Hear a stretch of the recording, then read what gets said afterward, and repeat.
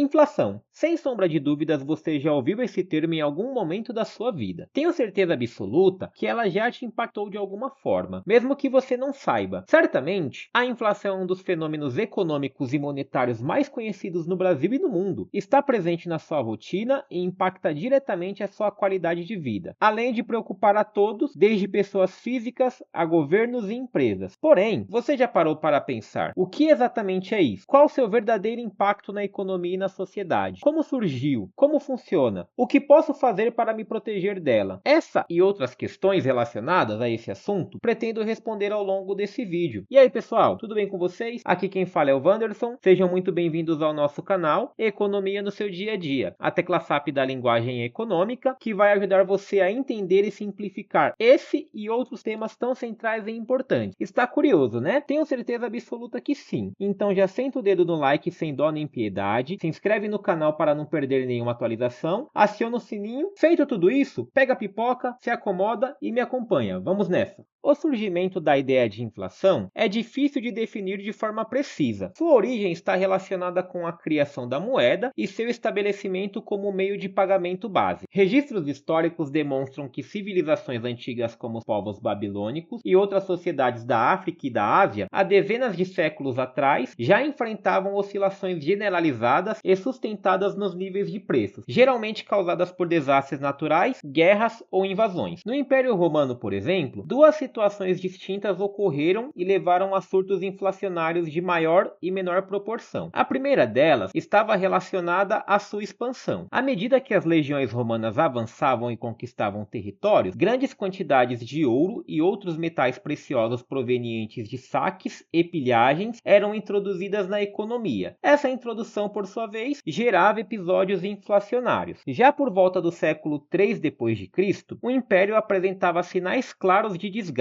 e já estavam mergulhados em uma severa crise causada pelas guerras, invasões e outros fatores. Nesse contexto, o governo central, buscando financiamento, tomou uma medida drástica que traria efeitos colaterais inesperados. Essa medida foi a ampliação da base monetária. A quantidade de metais preciosos das moedas foi reduzida. Isso, além de promover um cenário de desconfiança sobre a cunhagem executada pelo império, resultou também em um aumento considerável na quantidade de moeda em circulação. Isso pressionou os preços para cima e ampliou a já preocupante crise observada nesse cenário. Durante as grandes navegações, fenômenos parecidos também foram observados. A pilhagem de recursos naturais e metais preciosos obtidos nas colônias e empregados na metrópole ampliaram a oferta de metais preciosos e essa ampliação de oferta pressionou os preços relativos para cima. Apesar de variados problemas relacionados com a inflação mundo afora, conforme vimos até aqui, sua face mais obscura ocorreu basicamente no século XX. Nesse contexto, a economia mundial já passava por um avançado processo de globalização e surtos inflacionários causavam impactos severos no desempenho global da economia. Um dos episódios mais emblemáticos é a inflação alemã dos anos 1920, sendo um dos primeiros casos de hiperinflação já registrados. Nesse cenário, o preço dos bens e serviços dobravam em questão de horas, mergulhando o país em um verdadeiro caos econômico. Isso se deu devido a choques profundos na oferta de moeda, além de ter relação com os desdobramentos da Primeira Guerra Mundial e do Tratado de Versalhes. Em 1929, o mundo verificou uma outra face da inflação, mas com um sinal trocado. A quebra da Bolsa de Nova York resultou em surtos deflacionários e promoveu uma retração significativa na atividade econômica global. A quebra tem uma origem multifatorial e será abordada em breve aqui no canal. O Brasil também padeceu de inflação e foi vítima da hiperinflação durante as décadas de 1980 e 1990. Na década de 1970, o país custeava o seu desenvolvimento por meio do endividamento externo. As crises do petróleo que explodiram em 1973 e 1979 catapultou a dívida do país e elevou drasticamente os custos produtivos, uma vez que o petróleo era um dos principais insumos da produção nacional. Esses eventos jogaram a economia em uma espiral de inflação crescente, desconfiança generalizada e crise. Feito esse breve e superficial sobrevoo sobre a história da inflação, vejamos o que de fato é esse conceito. Inflação, a grosso modo, é a perca do valor da moeda ao longo do tempo. Essa perca de valor pode ser percebida pela alta contínua, sustentada e generalizada dos preços dos bens e serviços na economia. Atualmente, Atualmente, a inflação é medida anualmente, é baseada em um índice de preços e é expressa matematicamente por meio de um percentual. Por exemplo, aqui no Brasil, o índice de preços utilizados para mensurar a inflação é o Índice de Preços ao Consumidor Amplo, ou o IPCA. O IPCA é medido pelo IBGE e calcula a variação dos preços de uma cesta de produtos e serviços em múltiplas regiões do país. Naturalmente, que existem muitos outros índices de preço, porém, o IPCA foi escolhido como índice padrão para calcular a nossa inflação oficial. Existem pelo menos dois tipos de inflação. As mais comuns são a inflação de oferta, também conhecida como inflação de custos, e a inflação de demanda. Como funciona cada uma delas? Vamos ver. Partindo da inflação de oferta, ela ocorre quando o preço dos insumos e matérias-primas necessários para a produção de um determinado item aumentam. Esse aumento, consequentemente, encarece sua produção. Esse preço é repassado ao consumo e pode ser entendido como uma inflação de custos. Extrapolando esse conceito, imagine que esse produto que aqui seria produzido também é empregado como matéria-prima para a obtenção de um outro. É razoável perceber que ele também vai encarecer a produção desse outro produto, e isso pode gerar um efeito em cadeia na economia que se alimenta como uma bola de neve. Já a inflação de demanda ocorre quando existe uma procura generalizada pelos bens e serviços superior à capacidade de oferta. Por exemplo, imagine que hoje, para se comprar um carro, exista 10 pessoas concorrendo pela aquisição desse bem. Essa concorrência irá produzir um preço. No entanto, vamos supor que ao invés de 10 pessoas disputando a compra desse carro, temos 20. Nesse nosso exemplo, a fábrica de carros não consegue aumentar a sua produção para atender essas 20 pessoas. Logo, a alternativa para não gerar desabastecimento é aumentar o preço do produto. Isso se aplica a praticamente todos os bens e serviços da economia. Existe também um outro conceito que é chamado de inércia inflacionária. A inércia inflacionária foi observada no Brasil durante a década de 1980 e 1990 e é uma das principais características da hiperinflação. Nesse contexto, ela está relacionada à expectativa dos agentes econômicos. Em uma economia fragilizada como a brasileira do período citado, os preços variavam a um ritmo impressionante e nunca antes visto. Basicamente, todos os dias os preços eram remarcados e atualizados. Diante dessa situação catastrófica, os agentes econômicos, buscando uma proteção mínima dos seus efeitos, ajustavam os preços a níveis superiores à expectativa de inflação. Isso ocorria de forma generalizada. Consequentemente, a moeda derretia, os índices inflacionários disparavam, minando qualquer capacidade de planejamento. Como analogia, a inflação inercial funciona como uma discussão em que cada um dos indivíduos envolvidos grita cada vez mais alto. No entanto, essa gritaria fica cada vez mais intensa e não se pode reduzir a tonalidade da voz. Esse cenário catastrófico só foi dissipado com um plano real. Porém, isso é assunto para um outro vídeo. Como vimos até aqui, a inflação alta e descontrolada é um problema. O senso comum nos diz que, se a inflação alta é um problema gigante, então a ausência de inflação ou a inflação negativa é algo positivo, certo? Vamos à explicação. A inflação negativa também é conhecida como deflação. A deflação, quando ocorre, pode indicar uma retração na atividade econômica de grandes proporções e, equivalente ao fenômeno inflacionário, se retroalimenta. A grosso modo, podemos definir a deflação como uma baixa contínua, sustentada e generalizada no nível de preços da economia. Apesar disso parecer positivo, essa situação é terrível e seus impactos são devastadores. Por exemplo, imagine que você é um empresário que produz tecido. O custo da matéria-prima e dos insumos para a realização da sua produção está relacionado ao preço do produto final. E esse produto final é precificado no mercado. Ora, imagine que seu custo operacional foi de R$10 por unidade. Seu lucro é de R$2. O preço do produto no mercado é 12. No entanto, em um cenário de deflação, você gastou R$10 para executar sua produção. No entanto, o mercado não está mais precificando seu produto a 12, e sim a 8. Veja que o custo de produção está maior do que o preço de venda, e não é possível manter uma operação sustentável dessa forma. Você, como empresário, ao tomar prejuízo de forma recorrente, encerra suas atividades. Isso gera a demissão dos seus funcionários e resulta em uma perca da sua capacidade financeira. Logo, sua qualidade de vida irá cair e dos seus funcionários demitidos também. Agora imagine essa mesma situação ocorrendo de forma contínua e generalizada. O que você acha que acontece com a economia? É isso mesmo que você está pensando: recessão. Ah, Wanderson, entendi até aqui. Porém, o que causa inflação? A origem de inflação não é um tema pacífico. Diversas escolas e vertentes do pensamento econômico trazem uma explicação sobre a sua origem. Por exemplo, para a escola monetarista, cujo um dos principais expoentes é o Milton Friedman, a inflação é um fenômeno puramente monetário e é causada pela ampliação da oferta de moeda. Para ele, se aplica a lei da oferta e da procura. Quanto mais moeda em circulação, menor tende a ser o seu valor e maior tende a ser a inflação, de forma simplificada, obviamente. Confesso que parece plausível e razoável. Porém, apesar de existir uma correlação entre emissão monetária e inflação, não se observa uma causalidade determinante. E não, governo nenhum deve sair imprimindo dinheiro como se não houvesse amanhã, gastando desenfreadamente ou até mesmo adotando políticas inflacionárias ou deflacionárias. No entanto, a inflação está relacionada a esse e muitos outros fatores, como projeção de expectativas dos agentes, fatores conjunturais, capacidade ociosa e nível de emprego, por exemplo. Mas relaxa, isso é assunto para um outro vídeo. Existe também uma relação entre a taxa de juros e a inflação. A mobilidade da taxa de juros hoje é uma das principais ferramentas utilizadas para se controlar o nível de inflação em alguns países, como no Brasil, por exemplo. Isso é chamado de política monetária. Não se preocupe, veremos isso com calma em uma oportunidade futura e breve. E por fim, uma das principais formas de se proteger dos efeitos devastadores da inflação é investir seu dinheiro, manter hábitos de consumo sustentáveis e diversificar suas fontes de renda, visando uma proteção adicional em caso de aceleração inflacionária. E aí, o que você faz hoje para se proteger da inflação? Você já conhecia esses conceitos que abordamos aqui? Me conta aqui embaixo nos comentários. Irei ler sua mensagem com muito prazer. Dessa forma, encerro por aqui a nossa breve exposição sobre a inflação. Lembrando que o conteúdo apresentado é um recorte sintetizado e eu os convido a aprofundar os estudos sobre esse assunto. Não se esqueça de deixar o like, de se inscrever no canal, de ativar o sininho para não perder nenhuma atualização. Me segue lá nas demais redes sociais. Muito obrigado por terem assistido, um grande abraço e até a próxima.